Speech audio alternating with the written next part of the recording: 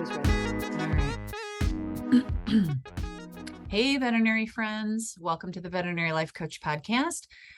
Today, I have a really special guest. I'm so excited. Her name is Lynne Bowmen, and she is a best-selling author of a book on Amazon, and it is called Brownies for Breakfast, a cookbook for diabetics and the people who love them. She is also a pet owner and animal lover that I just discovered, and I'm really excited to meet her. She's going to teach us about all things healthy eating, I think. Right, Lynne? I hope so. But I have to correct you. I am owned by my pets, and I'm sure that other people share my Yeah, feelings. we definitely are all trained and owned by our pets. I agree with you. I Um, never get to sleep in because my dog Trent is like, honey, 6:30, it's time to eat. that's right. And mine are big and hairy. I have two mutts who are snow dogs. Nice. Um, and they are, but they are a mess. Right? So it's constant. They're And big, but big lap dogs, right? they are big lap dogs, exactly. Yeah. So so different, Julie, from any dog. And I'm a lifelong dog enthusiast and have been owned by a continual stream of various, but they were usually herding dogs, working Yeah, dogs. that's what I have, Shelties. Yeah. And snow dogs are different. They're For so different. all of you all who knew that before I did, I was bereft. I had lost a dog. My daughter called me and she sent me pictures of these puppies. Okay, and that's always where it starts. And she said, "There's a dog right here that you need. You need to drive to Chico, which is about a 3-hour drive for me, and get this one little dog." And so, what idiots we are about our animals. I get in the truck with my husband. We drive to Chico. And I sit down on the floor, and yes, this little female comes running over, jumps in my lap. There's my girl, but right behind her is this little male who is not going to be left behind. So I drove home With with two. two snow dogs, who are, just shy of 100 pounds apiece. Wow. And most of that's hair. Yeah. But they are such interesting creatures. They are just so fascinating. They're very different than a quote working dog. Yes. And the guy who was breeding them to run the Iditarod in Alaska. He was a serious musher. Nice. Um, and yeah, these dogs can pull and they can run and so on, but you never want to let them out the gate because they will run for 50 miles and Yes. then back And and never go, come back. what happened to you? Where'd you go? Right? What happened? Yeah. Yeah, they're Yeah. definitely runners. A friend of mine has two of them, and they have to be so careful that they don't get out the door because they'll That's just go. That's what they they do. so we had to rebuild all of our fencing and everything, but it's okay. We love them. And I'm a horsewoman and I lost my Really? mare last October. So share with all of you who have to deal with this frequently. Losing a horse is kind of, it's different. It's special. She was mine or I was hers for 23 years. And she was bossy and pushy and very, I don't know, she was a diva, you know, Yeah. and and a pain in the butt in many ways, but such a character. And she's gone. Yeah. So, Oh, you know, it's tough. we, those of you who do large animals, it's such a special calling, danger all the time. But there is with dogs too, right? I Right, mean, right. animals, who knew? Yeah. Animals are great. They are great. So, Yeah. so tell me about what you do, how you got into it. I mean, I know you're a writer, but why food? Like, how did this all start for you? Health and all the things. Well, I think it started, Julie. When I was 18, I lost my mom, and that changes your whole I would life. imagine it does. She died of a chronic disease, which she couldn't have helped. It was kidney disease.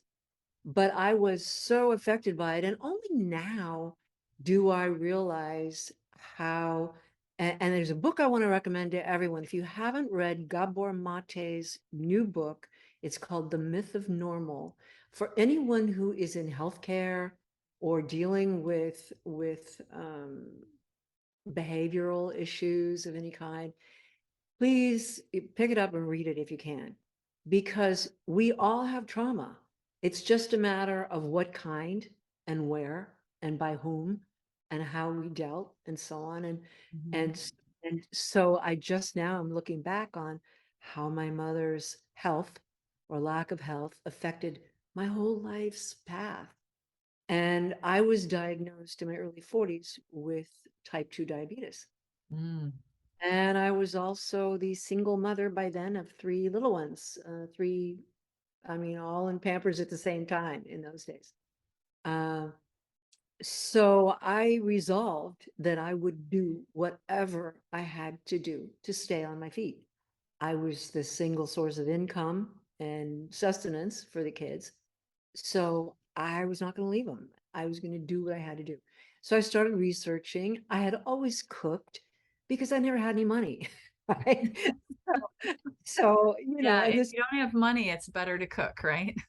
yeah, and I graduated from high school in 1964, which I mentioned for a couple of reasons. One, yes, I'm old. That's true. I'm going to own that. But it was a seminal time when we were all kind of nuts. It was Vietnam War, and we were all going to be hipsters and so on. And it was an interesting time to come crashing into adulthood, and I do mean crash. Um, so didn't have any money, but I, because my mother was ill a lot of time, I knew how to put a meal together fast and cheap. And then when my kids came along, I was determined that it would be healthy. And then as time went along, I realized nobody else really knew how to do that because everybody else was eating at McDonald's or, the taqueria or something. We were all too busy to care a whole lot about food. I didn't go the culinary school chef route. I didn't have time for that. Um, but I could put a meal together and I cared about it and I like to eat and I wanted to eat. So if you're diabetic, you're kind of on your own. You have to figure that out. All I was told by the medical establishment back in the day was keep your weight down, which if any of you are diabetic, that's very difficult because you have this whole hormone thing happening that prevents you from Yeah, all keeping. that insulin resistance and all that, right? And no one ever, there was no such thing as insulin resistance. That Not wasn't a then. No. thing. No. So what they told you was don't eat any carbs. Don't eat starchy vegetables. Just eat meat and green vegetables. And it used to be way back in the day that the way they treated type 1 diabetes was with eggs and greens, and that's what you got to eat, nothing else. Um, but now, thank goodness, we know a lot more. And so I started really experimenting with everything. And a life-changing thing for me was, and I made my living as a marketing person. I like to say I'm a recovering marketing person. Um, and so food was sort of a thing that I love to do, and I wrote about it occasionally. But I was really drawn to go to a a seminar, a gathering in 2019 of plantricians, which is what they call themselves. These are docs, MDs from all over the world who, and this isn't that long ago, but they were renegades, mavericks. They were doctors who believed that they were healing with food, which of course the medical establishment just went, oh, no.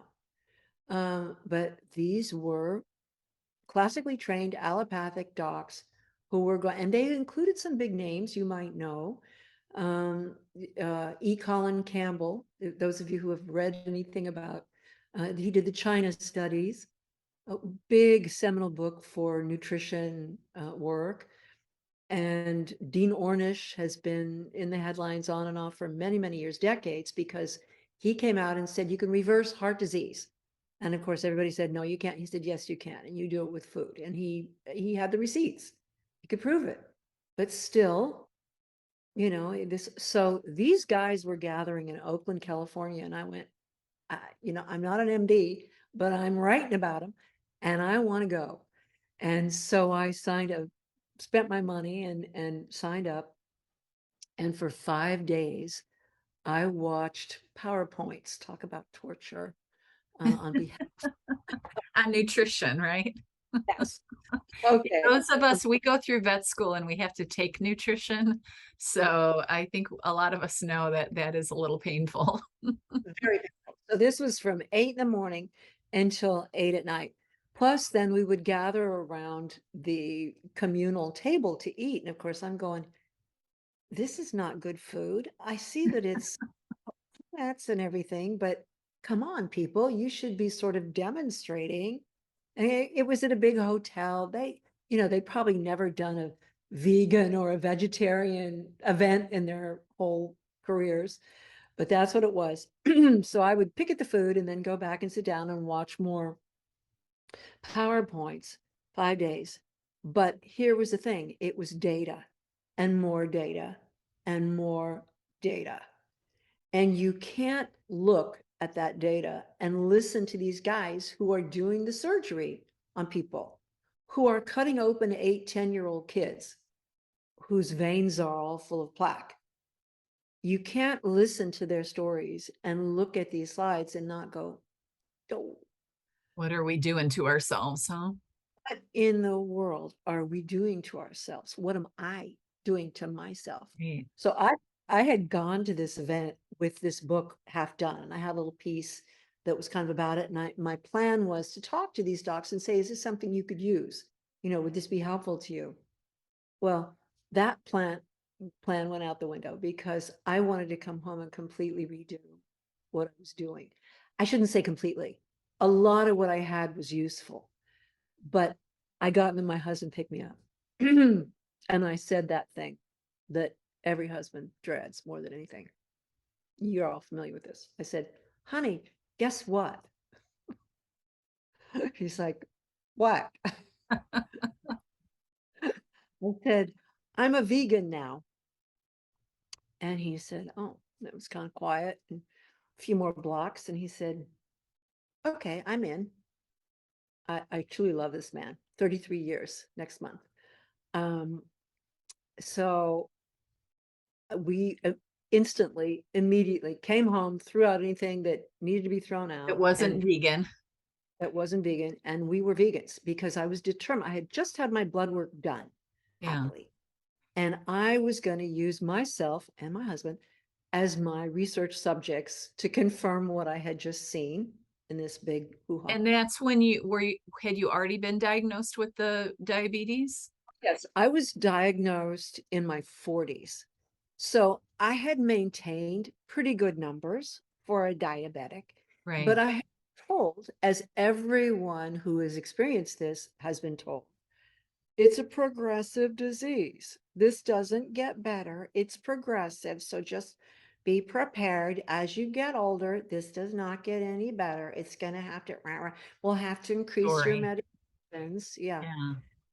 So 6 months, Julie, I was absolutely, totally, I had not one cell of plant food, to my knowledge, in my body. Husband, same thing. He may have cheated, but I don't know about it. So that makes it okay. And 6 months came and it was time for me to go back, get my numbers done. And lo and behold, my hemoglobin A1C, and if you don't know what that is, you need to know what that is, everybody. You do these tests on critters and you know about the critters. So I don't know how the language changes when you talk about human blood work, but my hemoglobin A1C, my blood glucose over 3 months came down substantially, a number of points. Just from going from whatever your regular diet was, to the vegan diet. Getting rid of animal food. Yeah. That did That the was it. trick. That was it. And I mean, this is, I mean, because I was exercising and I was eating, I was doing everything that And all the things. all the things. So, alrighty then I was really in it and on it, and I started researching the other people who were out there talking about it, and rewrote my book, published the book, because all of a sudden in my hands, I had this thing is people, this is how you do it. This is how you do it. And this goes for heart disease, for fatty liver, all these chronic problems that Americans are 80+% of us have a chronic disease that is Fruit. preventable Right. and reversible. And you're not doing it. Are you? Are you? Good. Um, this is such magic to me, but now the uphill battle is getting the word out and getting people to believe you and getting people. The thing is that, and I know we're not talking about animals yet, and that's a thing we're going to Right. talk about. Right. But this is what I'm about. I'm about how simple it is to change your health, which changes everything you do. So if you are standing over sick animals all day and they're bereft, the people who are owned by those sick animals, um, chances are, and I know a lot of veterinarians and love some of them, and we're not far from one of the best veterinary schools in the world, I think, at UC Davis. Mhm. Um, just helped ship off a little 18-year-old the other day. I'm so excited about her being there. Um,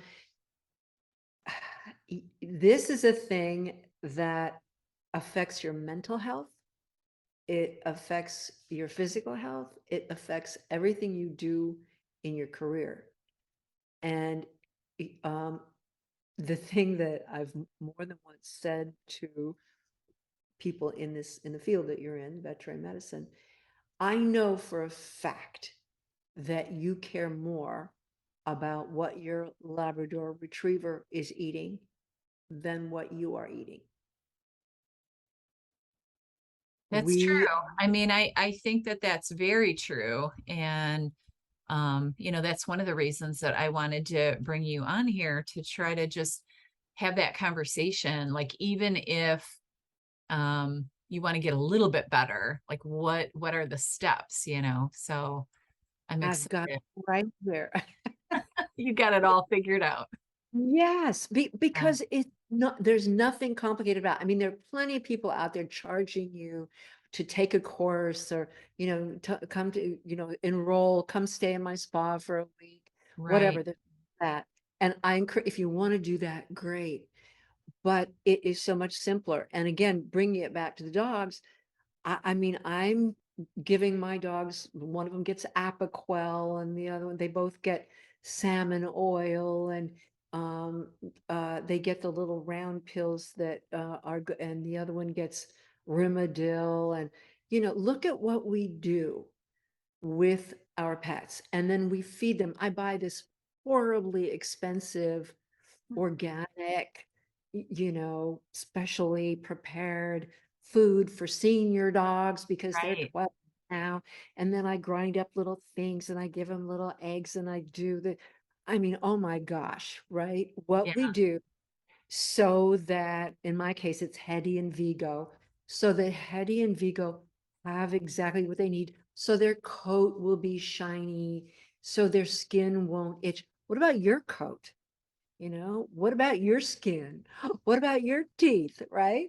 Yeah. It and it so many vets that I know are women. And I think this is a theory, I don't know, but what takes you into the business to begin with is being loving people. Sometimes it Great. involves loving animals more than people. I get it. A Um, lot of people say that. yeah, That's not one of without our lines. We like animals better than people. exactly. But that goes to your self-love.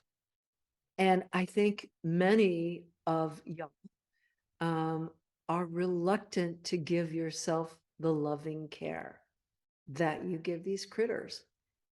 And so that's why I'm here, because I want you to give yourself that loving care. And it's not as hard as you think. I mean, the basis of it is eat real food, which is what you would Not tell. processed, right? That's right. And you would tell your patients the same thing, Mm-hmm. right? Right. Eat real food. Eat whole food. Things that come off of trees or out of the ground, and leave the skin on if you can. Whole food, real food, plant-based. So I don't mean eat the whole buffalo or the whole cow.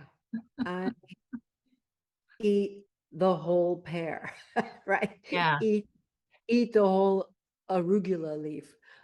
Plant-based. I do eat very small, I eat some salmon, I eat some shrimp because they're easy. I can source really good fresh salmon, and you can freeze shrimp beautifully, pull it out. You can have it on the table in 10 minutes in a salad, or, just heat it up or whatever. And it's healthy for you. It's good for you. And then every once in a while, I will have a little grass-fed and finished flat iron steak that I buy from my neighbors at our little farmer's market. I live right in the middle of an agricultural area, which is kind of an epicenter for regenerative ag. So most everybody I know either is living next door to or connected to somehow a ranch or a farm that is trying very hard to be conscious of the earth, of the critters, of themselves, of the neighborhood. So I can literally drive into town about 3 miles and pass the steers, that are going to be, but they live a good life, and Yeah. they are They're out free and eating grass, right? free. So They're eating. how do you jive that eating the salmon and the beef once in a while with the term vegan? Because I have a sister and brother-in-law who are vegan, and they don't touch anything And that's that's fine. animal And product you can be perfectly healthy. That's why I say, though, plant-based. So based. you Okay. can interpret that as most everything that you eat is plant, Right. or everything that you eat is plant. And to Okay. me, it's a religious thing, particularly. Maybe it's sort of philosophical. If I'm going to eat an animal, yes, believe me, I do a little ritual, Think and I about it. think about it. Right. Absolutely. Yeah. But I live out in the country, and I told you before we started recording, we lost an owl the other day. I mean, I'm used to how nature works. And for example, eggs, vegans don't eat eggs. Right. Um, Eggs are fabulous food if you choose to eat them. You can use egg substitutes, but my book is written that way. Everything is, if you want to add meat, okay, do this. If you want to have eggs, do this. If not, do this, because it's your choice. You can Right. choose and still have a healthy plant-based way of eating. Nothing wrong with being vegan, except here's the ugly truth, Julie. Most of the vegans I know eat crap. They eat sugar, they eat processed flour, especially those beautiful 22-year-old girls who are coming out of UCSC, University of California, Santa Cruz, in their short shorts and everything. I'm vegan. Yeah, and you are eating the worst possible food because it's convenient and Right. it's young. So it doesn't do you any good, other than philosophically maybe, to be vegan if you're not nourishing yourself with whole food, real food, plant-based food. Right. Yeah. Tell me about Um, your owl. I want you to tell that story. uh, What yeah, I want the um, listeners to hear it. Well, we do we're right at the edge of the redwoods, and so we have a beautiful ecosystem of critters. We are famous for having to get a mountain lion out of our elementary school not too long ago. It made the papers everywhere. And we all know them by their first names and numbers. So we have lions and bobcats and so on, and we have quite a bird population, and you get to know them and they know you, that they absolutely know you. And the other night, middle of the night, I heard an owl and it didn't sound right. I thought, my God, she's distressed. She's crying. There's something really wrong. And then I heard her move from one tree to another tree, cried some more, and they hunt at night. So, and they hunt silently. So there was something really wrong. And then the next morning we woke up and there she was. She had died, and she was on the ground, which is heartbreaking for us. I mean, these are our people, Yeah. they're our friends, Part of your and community. particularly in a more crass way, she'd been eating my gophers, thank heavens. It's like, she was allied with me fighting the gophers for our territory. Right. It's heartbreaking, especially because I know and I didn't take her and have her autopsied. I know that it's rodenticide. It's poison that she has taken in because she ate a rat or a mouse that someone had poisoned. Yeah. It happens frequently, and I want every one of you to remind your clientele to not use rodenticide, because you also kill the rabbits, the squirrels, you kill everything in the chain, Mhm. including birds. And yes, I know that the blue jays are a pain at times and so on, but none of us want to be doing that, I don't think. And people just aren't aware. I'm surprised still because we care so much, but there are people who just aren't aware that when they put that poison out sometimes for raccoons, they'll do it.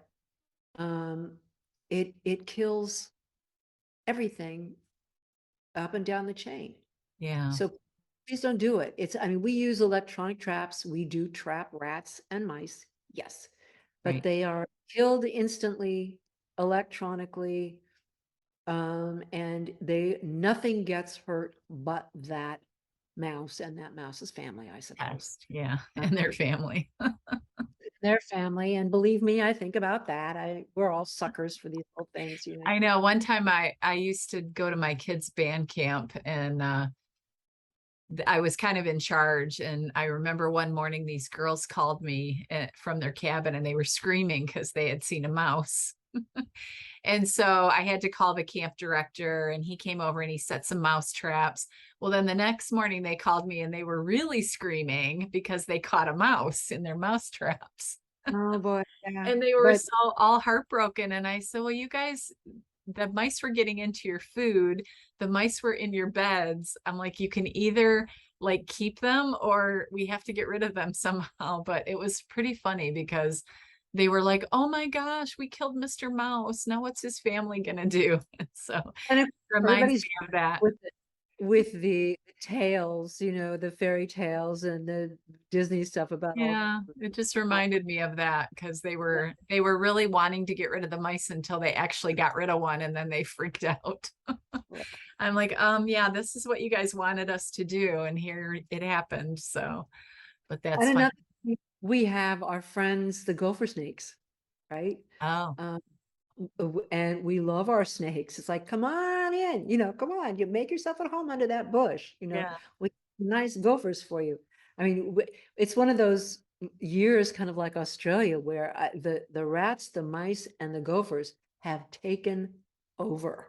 hmm. I mean, it's just, and we think it might have to do with the fires, not sure. Oh, yeah, in California there.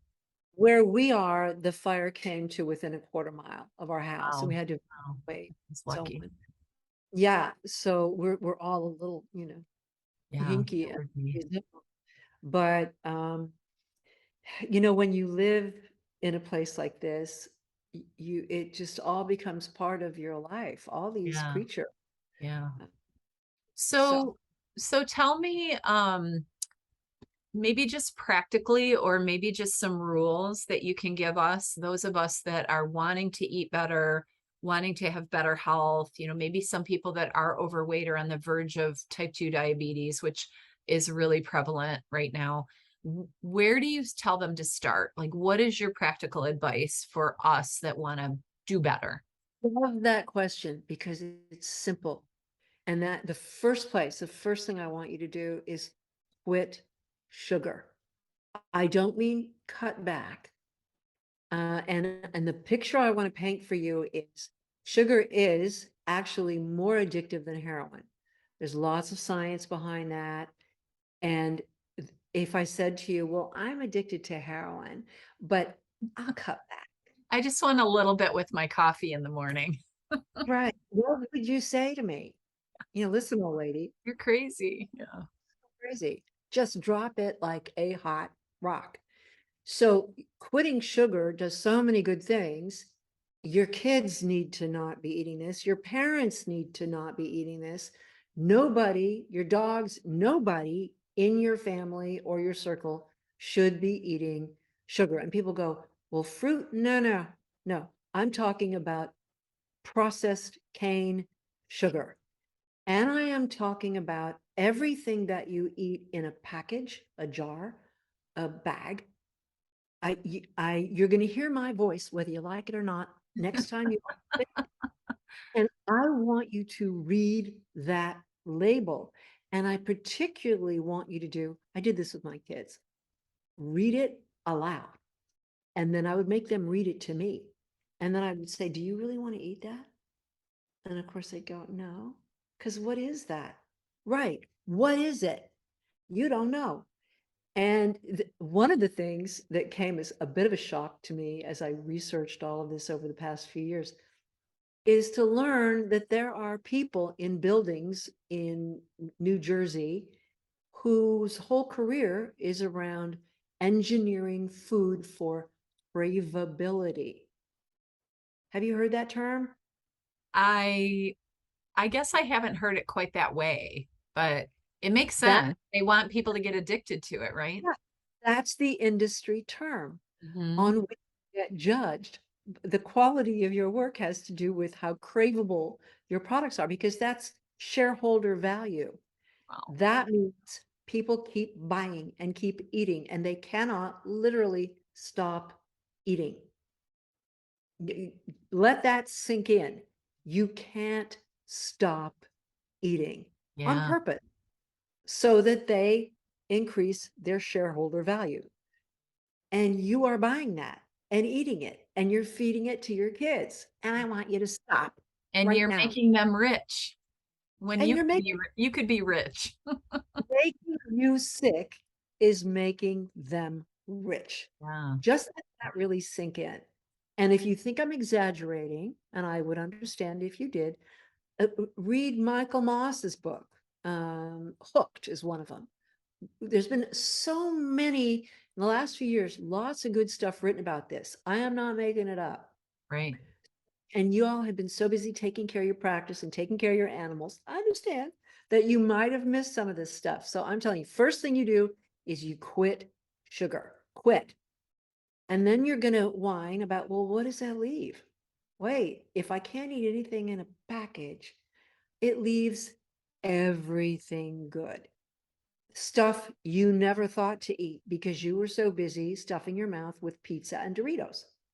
So you are not going to be able to eat. And by the way, pizza, number one addictive food in prepared foods. Everyone is addicted to pizza. Why? Because the crust is made of processed flour, which is higher on the glycemic index than cane sugar. It's just sugar. Processed white flour is sugar. So, yes, you heard that right. You're going to first quit sugar. But so that means processed white stuff. All processed white stuff, flour type stuff, no. And you're going, okay, what do I eat then? If I'm not eating meat, because yeah, I want you to stop eating animal products. No, and this is at first. If you want to just really smack into it. Now, where I have come back to that works extremely well for me is I eat no cow's milk products except yogurt, whole Greek yogurt with nothing in it but yogurt, because it's fermented. It has a lot of good qualities. It has good fat. I mean, not great fat, but okay fat. Um, and it's delicious, and it lets you eat a lot of other things. And it's fermented. So it's different than all the other cow's milk products. So I don't do cow's milk, but different protein. Y'all are animal people, you know this. You can eat sheep's milk or goat's milk cheese, and they're great. And you're gonna discover something. You're gonna go, "Well, how did I miss that? That's so great." Um, delicious stuff. And the cow's milk cheese you're buying is crap, because you know, and I'm preaching to the choir, you know this, the way those animals are raised is an antithesis to everything you care about and believe in. Don't eat factory farmed food. Don't eat, and don't let anybody you love eat factory farmed pork, beef, sheep, nothing. But if you can find good, wholesome goat's milk, we have a goat dairy right here in town. So I get wonderful goat's milk products. Or you can get feta cheese, sheep's milk cheese, a lot of places. And feta is one of my favorite ingredients for, you know, it has so much flavor for just a small amount of food. So I go off. I'm sorry, because I want you to No, eat that's this stuff. okay. Like I want people to hear this because, I think people have to realize that, we can continue to hear what to eat, what not to eat. But I really do like to hear somebody that lives that way and what it's done for them to help us be like, oh, okay, well, that there's a reason for that. There's a reason that it works and you feel better and you're healthier and your diabetes went away in your case, right? Yeah. Yeah. And one of the reasons I put eyeliner on for you this morning is Which I just, did. I like to say to people, I am 76 years old. This is what 76 looks like in my house When you're healthy, when you're healthy. because you look Right. fabulous. Well, thank you. And there's a little filter on here, right? With a little bit of In a the cheating. light, yeah. And the ring light helps, right? Yeah. I'm 5'4" and I weigh 120 pounds. And that's one of the main things that you do need to do for heart health, for liver health, for diabetes, is to weigh an appropriate amount for your height. And, it's not about fat shaming. It's not about body positivity, whatever. The fact of the matter is that if you have a lot of visceral fat, your body responds in a certain way and does certain things, and it is going to affect your liver, and it is going to affect your blood glucose, and rah, rah, rah. So the happy news is, if you quit eating animal products, except the ones that I've discussed with you, if you do that, if you quit eating sugar, something really magical happens. The weight goes away. You can It stuff, absolutely does. Like when yeah, I eat well, I will drop weight. When I don't eat well, I will gain weight. There's no magic. There's no magic, right? It's you got to eat right. Mm-hmm. yeah. And if I should have worn a show. I wanted to show you my guns, because Yeah. I work out, right, 3 times, and I love it. It's a social thing too, with some girlfriends right here, not far from the house. It's a lovely part of my life. I really enjoy that. But you do have to get 3 days a week at least of work up a sweat, bring your cardio up a little bit. If you have if you're vets and you're out there, big animals, you may have a very active life anyway. That's great. But it's also good for your mental health to set Oh, aside good. a little bit of time for that walk or that workout or dancing. Take a ballet class, for Pete's sake. I took tap, so much fun. I'm a tap Um, dancer. I love tap. I still yeah, I still take tap. I love it. it's so fun, right? Yeah, it's And great fun. It's good for your you are brain too. I always tell people dancing is nuts. good for your brain because you have to like listen to the music and learn the steps. And then you have to figure out how to make your feet do what the steps are telling. Like, I think it's a good mental exercise too. Neural pathways, right? And some of us are not great at it, but we're having a great time. Right. And who doesn't love that music and that feeling? And I love my tap shoes, and my little outfits. It's big fun. But during that time, you're in another space. It truly gives your brain and your gut a rest. Now, another thing I want to talk to everybody about, if you're hearing about it, you're seeing the news about intermittent fasting or about Yeah, tell me about that because that my son does that. I've done it before. I don't always do it, but I have done it. So tell us about that. I will, because it makes a huge difference. And in the diabetes world, they're on fire with this because it will absolutely reverse your diabetes. If you are doing the basic things we're talking about with your diet, you stop eating crap. That's main my Stop main eating thing. crap. I like that. That should be the name Yeah, of your next book. it should be. Stop You eating crap. just don't eat crap, honey. Don't eat crap. Same Yeah, with your kids, and that problem solved. right. But the other part of that is whatever you are eating, quit eating at least 3 or 4 hours before you go to bed.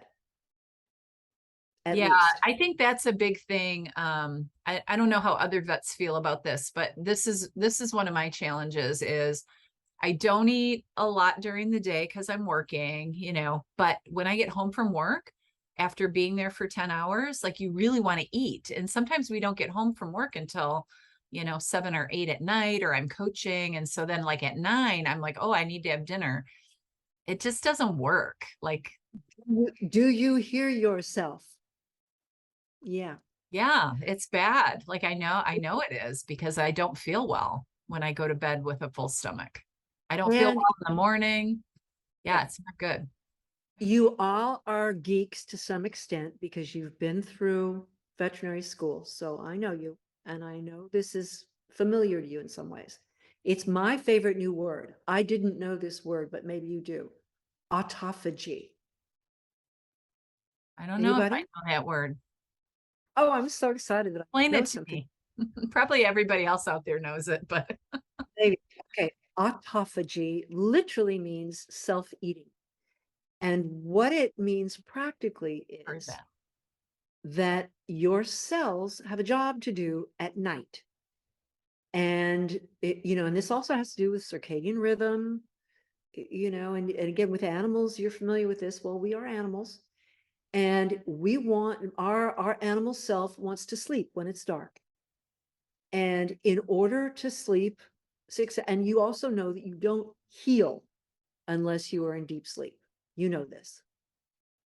But what I didn't know was that it's like the road crew. When the traffic goes away, the road crew comes out with their brooms and their shovels and their stuff, and they clean all night. If the traffic was still going, they couldn't do that. And it's the same exact thing going on in your body. If you are still digesting food or tossing down pizza in front of Jimmy Kimmel or somebody, the night crew cannot come out. They're all standing by going, what the hell's wrong with it? She just ate a pie. We can't do a thing for her. And this autophagy is what keeps you alive. It's getting rid of the junk. It's taking the used up cells literally and eating them, repurposing them, and then and digesting and getting rid of the stuff that needs to go, completely go. So it's this brilliant process that your cells are all programmed to do, which you are preventing them from doing by eating at night. So if that doesn't make you think, So to go I, back, and I don't know if I didn't listen or if I interrupted you, but tell me what your intermittent fasting rule is. Like how many hours for fasting?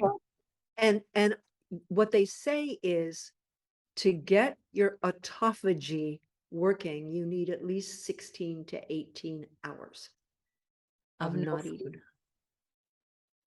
which sounds horrendous until you go, okay, wait, if my last meal is at 3 or 4 in the afternoon, which is, I eat in the middle of the day, and then I might have just a little bit of snack at 2, 3, 4, maybe sometimes at the end of the day. Um, so then 12 hours from that is 4 in the morning. And then 4 more hours is 8 in the morning. That's not that hard. That's doable, I'm, right? yeah, I'm a lark, so I like to eat in the morning and I like to go to sleep early, but so many people are fine not eating breakfast at all. Good, great, Mhm. no problem. Eat between noon and 5 or 6. Great, no problem. And then go to bed at 9 or 10. Fine. But nothing in front of the TV. And that's another thing, Julie, that I talk about. When you are alone in a car eating out of a bag, that's not nourishing you in No, any it's like way. a pass. I think of it as a pacifier. Like I think of that kind of snacking that we do as just kind of like dulling your emotions. Yeah. And that was something that I learned a lot about when I did my life coaching is, that emotional eating that you do is not for nutrition at all. It's all trying to fix And your it's not brain. helping your emotions. It's not No, doing it. it doesn't. It makes it worse because then you're fat and then you still have the same emotions, but then you feel miserable because you're full of junk and you're fat. You're full of crap. You're full of crap. Yeah. Yeah. Yeah. So yeah, I quit that. And not so much in the veterinary world, but I talk to families a lot about, everybody's running around like crazy and you all have this demanding career. So the kids have to get to choir practice and baseball and all this stuff too. And so you give up. What do you give up? You give up your meals together at the table. So people are, and I'm not making this up. People are sending their brilliant kids off to college at the age of 18 who don't know how to start or stop a conversation or how to carry on a conversation, who don't know how to use utensils at the table, who don't know why anyone would have a cloth napkin, who don't know how to pass salt, who don't know how to argue civilly with people who, That's okay, so and true. It's true. I'm laughing because it's absurd, but it's true. I want to submit to you that baseball is less important to their happiness, their life, their success than knowing how to sit at a table and behave and eat and converse. I mean, and I know I'm older than, dirt, but I was brought up sitting at a table for meals. And I learned, I was youngest, so I had to hold my own with a smarty pants big brother and a mean big sister and a dad who knew everything and so on. So I was punching from below, but I had to learn those skills as a kid. I had to learn how to carry my weight socially at the table. And I also had to learn how to set that table, how to clean up that table, how to clean up the whole kitchen, how to make a meal and get it on the table. Whose kids are learning that now? And off they go to school and they can't even run the uh washing machine, to wash their little undies and stuff in. Um I don't think it makes any sense to have a PhD in philosophy if you can't run a washing machine or Yeah. carry a conversation with somebody. So that's my plea to all of you as well. I want you to take care of yourselves, stop eating crap, feed yourself as well or better as you're insisting that your patients eat, right? Yeah. Your patients feed their critters. No crap for anybody. Um, and no sugar and no processed foods. If it's in a bag or a box, it's probably not good. And in my book, I talk about reading the ingredients, and I give it quite a bit of space because people always go, yeah, yada, yada, yada.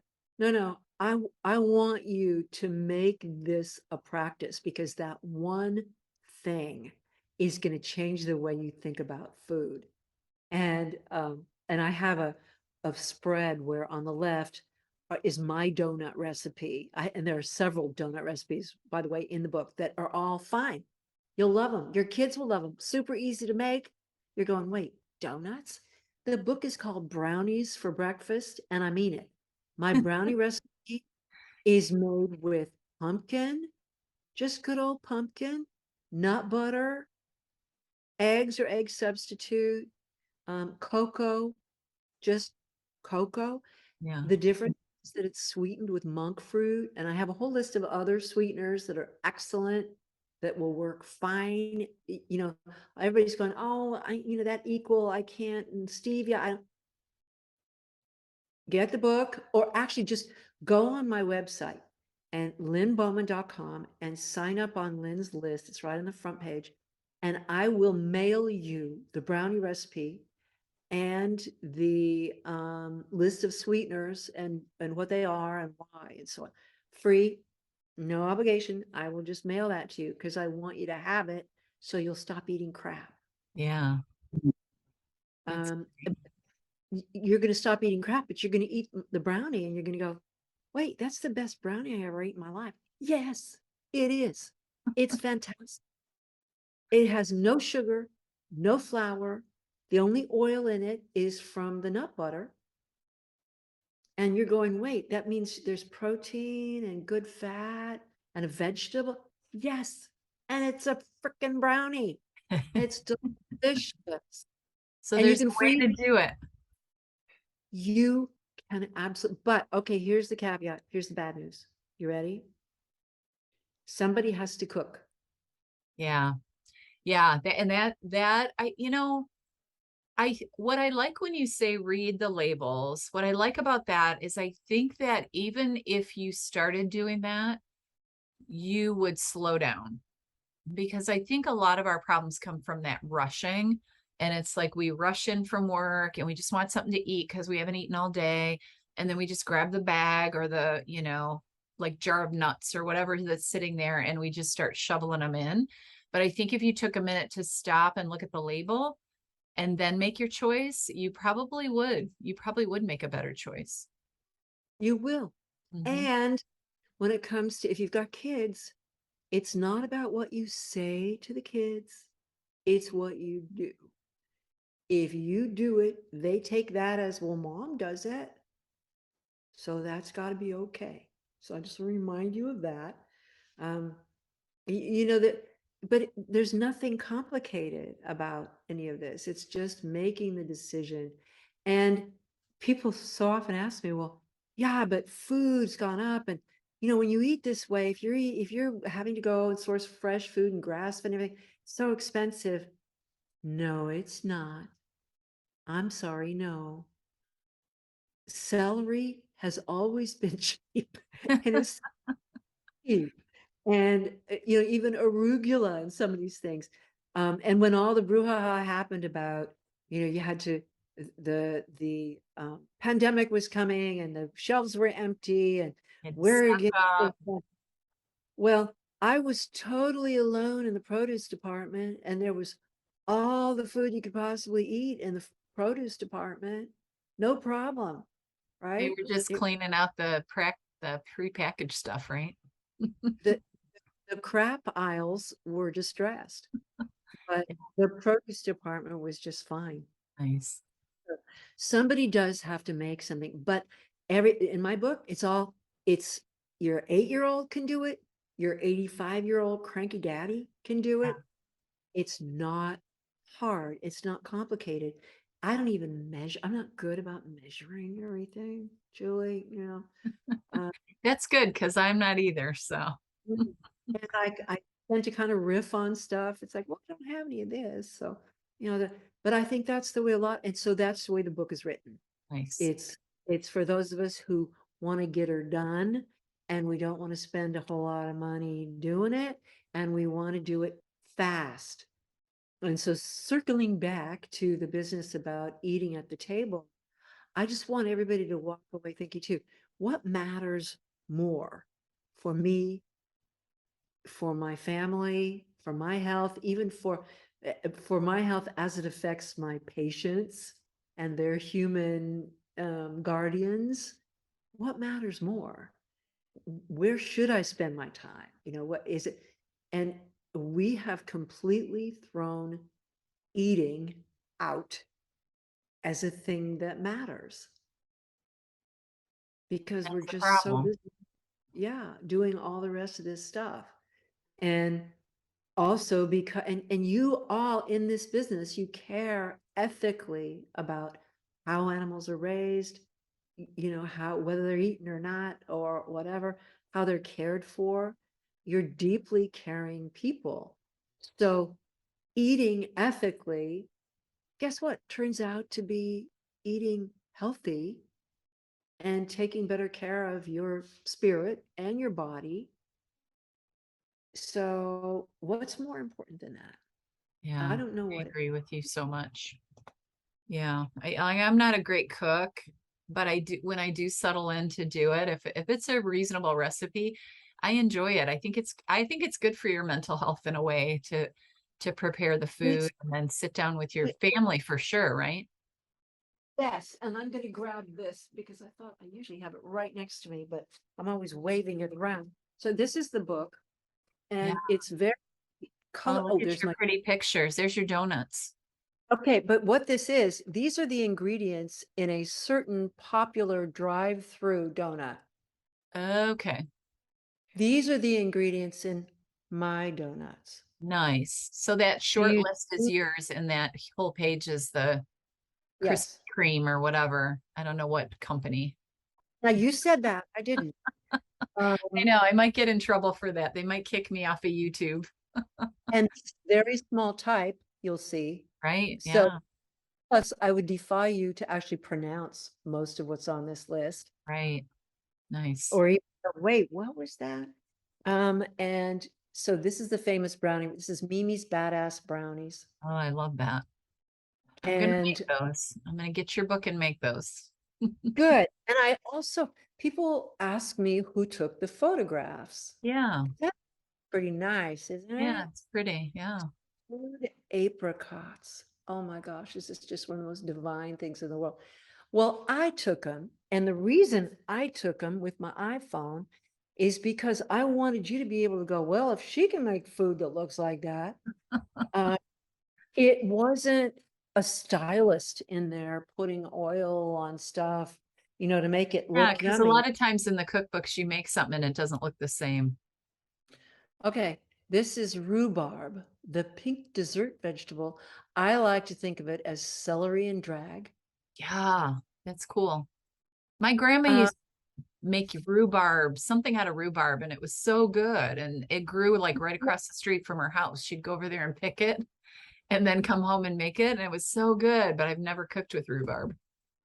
well, you know why your grandma did that? Because it was free Hmm. and it's still free. Once you Yeah. plant the puppies, they will just grow and grow. Oh, here's another favorite. Your Just keep grandma probably doing it. made lemon curd too.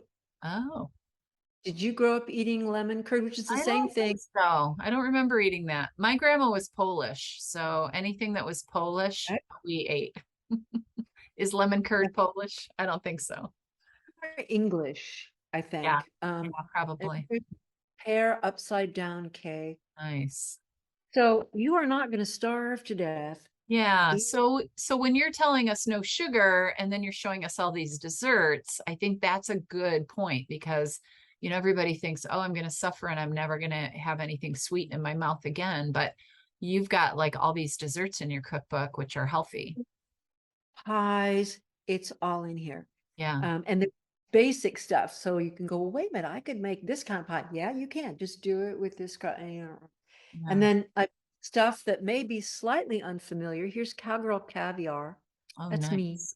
there. Aw, got your horse. Yeah. Nice. Um, but it's a thing that even kids who don't like food to touch, you know how kids are kind of like, Yeah. look at the Like that. color and Yeah, it's it's pretty. gorgeous. It's gorgeous. And it is super, super healthy, super easy. Um, Here is a 2-ingredient recipe. You ready? Sounds like I could handle that. Okay. This is my tahini dressing that makes any kind of salad fabulous. 2 ingredients. What are they? You want to know, don't you? Yeah, I do. Do I have to buy the book? Yep. But I'll tell you because we're friends now.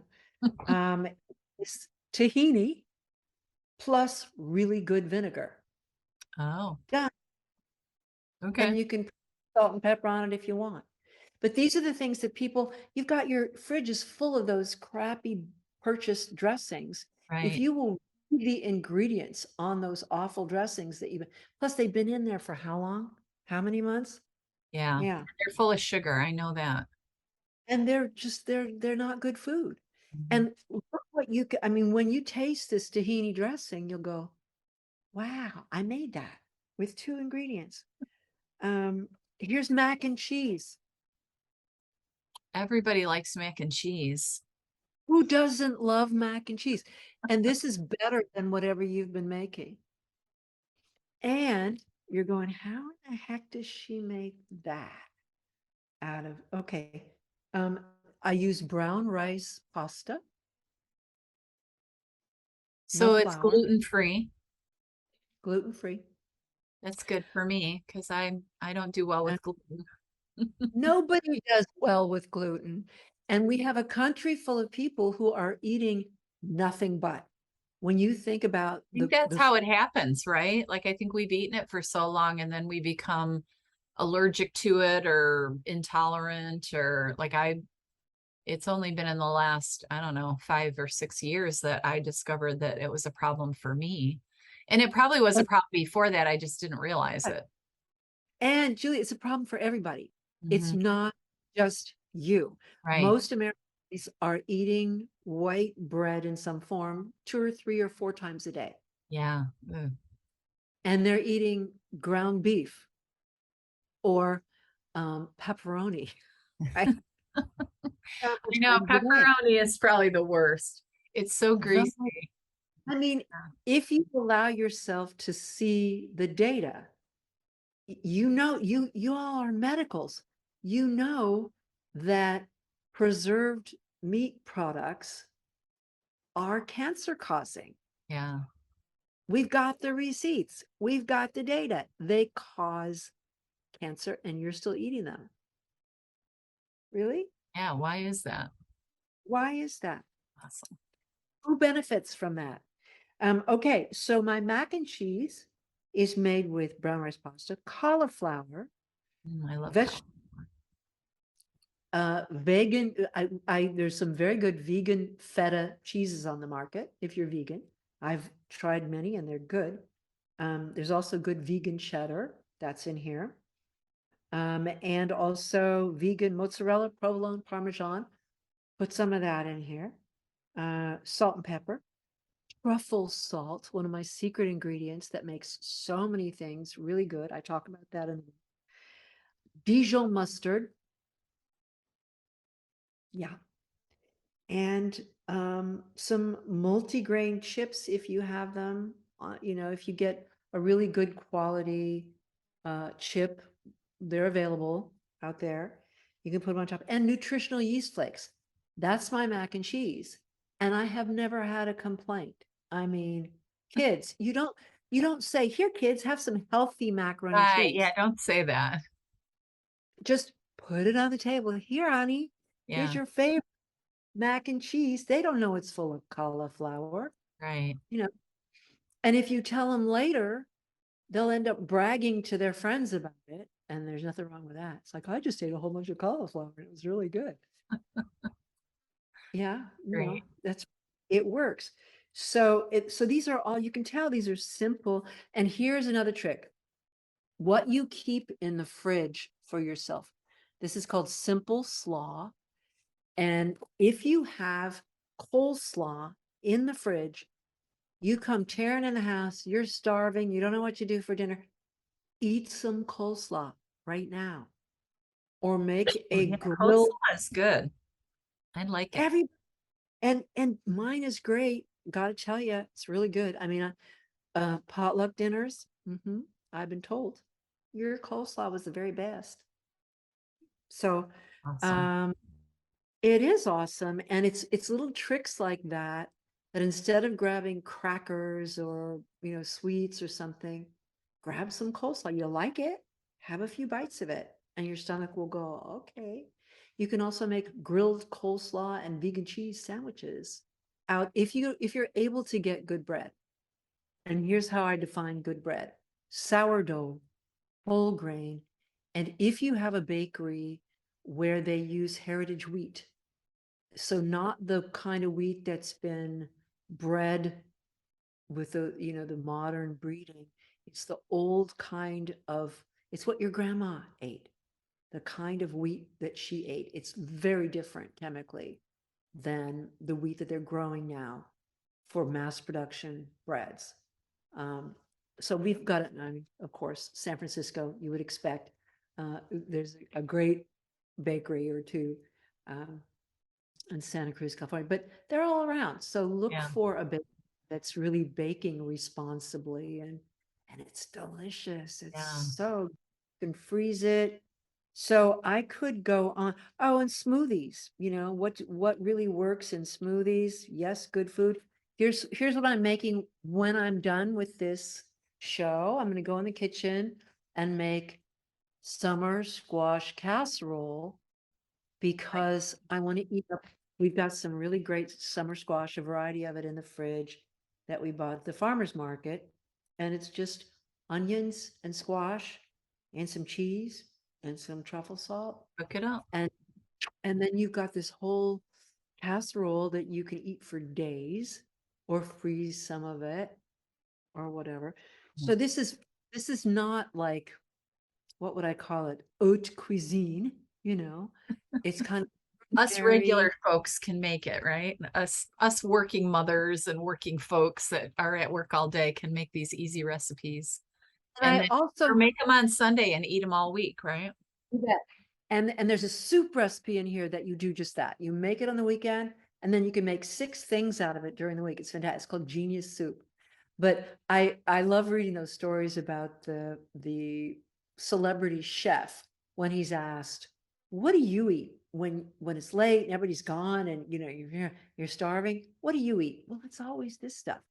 It's what my grandma made me, right? Yeah. It's beans, it's and there's a recipe in here for, I lived in France for a while, and there's a recipe in here for cassoulet. If anybody knows what that is, it's a very traditional French dish that is cheap and easy to make, and it's made with lentils usually. So good. There you are. Nice. All right. So before we wrap up, first of all, I want you to tell us where people can find you and where they can find your book. But also, is there anything that we didn't say that is important that we missed? Oh my gosh, I think there are lots of things, but Well, um, we can do another hour on another I day if I we want hope we to can. go back into this. I think this is great information, and I think it's just going to make us think more when we're eating, when we're eating, what we're eating. Yeah, all good stuff. Well, some of my favorite people in the world are veterinarians. And so We're such good people. I have a special place in my heart for those of y'all, those of us who are bonded to critters. in very deep ways. You're my kind of people. So, but I know you, and I know you neglect yourselves. It's a big reason I do this podcast, trying to talk us into taking better care of ourselves. And you got to do it with food and movement and sleep. We didn't talk next time. We'll talk more about Okay, sleep. we'll do another podcast about sleep because that's a really good subject. That's one that I'm very bad sleeper. Like I always say I hate sleep, so you can maybe fix Oh, that no. for me. We'll fix you up, Billy. We will fix you right up. Yeah, you'll have to fix me up. Yeah. Yeah. All right. But So, also, oh, go I ahead. want you to look. And so when I get back to you in 2 weeks or 4 weeks or whenever it is, you can tell me what you've made and what you think. Yes, that's a great idea. Okay, well, I'll definitely get the book. Tell people where to find it again. Okay, Amazon, or go to, so it's Brownies for Breakfast, a cookbook for diabetics and the people who love them. And that means everybody. And you can get it from your independent bookseller, which I would encourage you to do. Just ask them.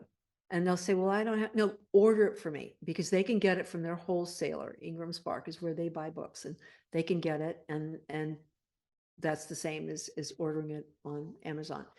Except if you order it on Amazon, then you can write a review for the book, which I love. It really helps other people see what the book really is when Right. you review.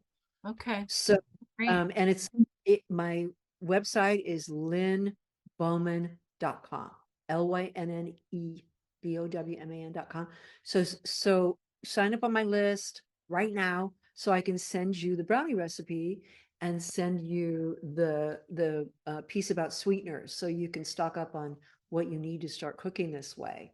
Because of course you're not eating crap anymore. No more sugar. The crap is done. We're done with the crap. Done. Yep. And yeah, there will be a quiz.